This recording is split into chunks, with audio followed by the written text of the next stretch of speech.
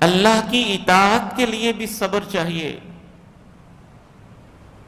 ٹھٹھرتی سردیوں میں، دسمبر جنوری کے مہینے میں جب باہر شبنم گرتی ہو، ہاتھ کانپتے ہوں، گرم رضائی کو چھوڑنا، لحاف کو اتارنا، یہ صبر چاہتا ہے۔ اور صبر کی یہ سب سے عظیم قسم ہے، سب سے عظیم قسم ہے۔ نافرمانی سے بچنا یہ بھی صبر کے ساتھ ہی ممکن ہوتا ہے۔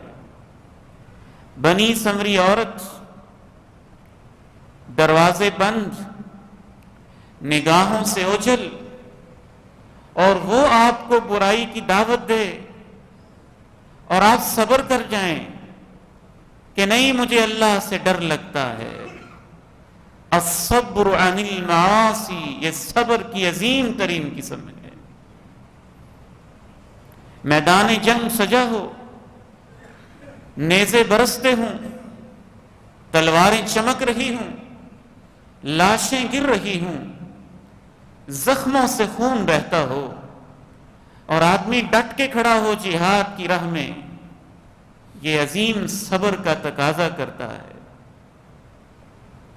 بلکہ امام ابن تیمیہ رحمہ اللہ فرماتے ہیں کہ مصیبتوں پر صبر کرنا یہ بھی صبر کی ایک قسم ہے، لیکن یہ صبر تو اضطراری ہوتا ہے، بندے کے پاس کی اور آپشن ہی نہیں ہوتی۔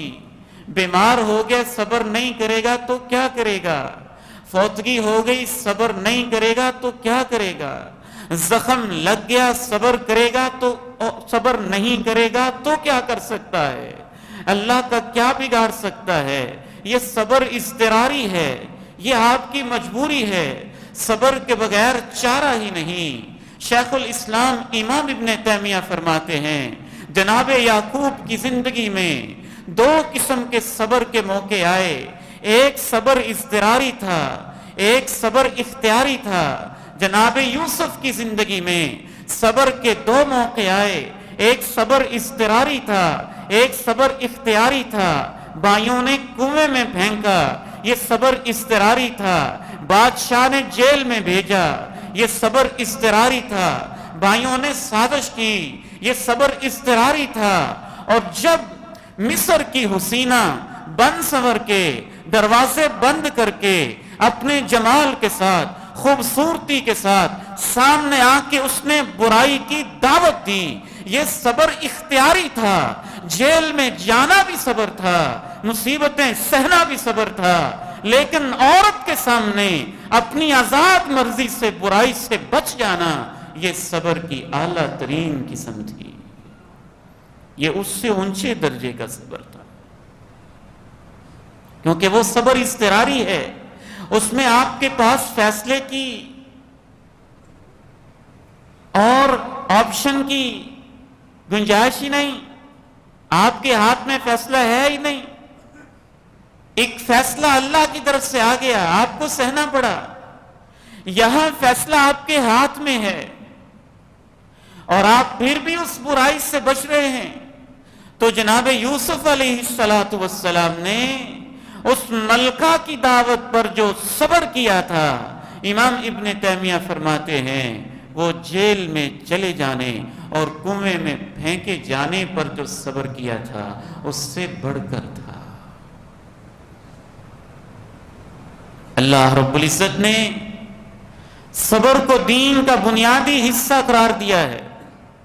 امام ابن قیم الجوزیہ رحمہ اللہ تعالی ارشاد فرماتے ہیں صبر سے پھر باقی خوبیاں انسان کے اندر پیدا ہوتی ہیں۔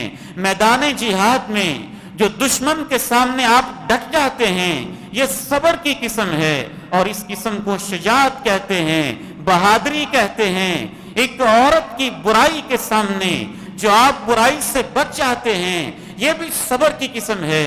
صبر کی اس قسم کو عفت اور پاک دامنی کہتے ہیں۔ جب آپ کا پیٹ حرام بھرنے کو چاہتا ہے جی، اور حرام سے آپ بچ جاتے ہیں، یہ بھی صبر کی قسم ہے۔ اور صبر کی اس قسم کو زہد کہتے ہیں۔ جب آپ کو کوئی غصہ دلائے اور آپ کا دل چاہے کہ میں اس کو ناکوں چنے چبوا دوں اور جو کچھ اس نے مجھے کہا ہے اس کے مقابلے میں 10 گالیاں سنا دوں، یہ بھی صبر کی ایک قسم ہے، اور صبر کی اس قسم کو حلم اور برداشت کہتے ہیں۔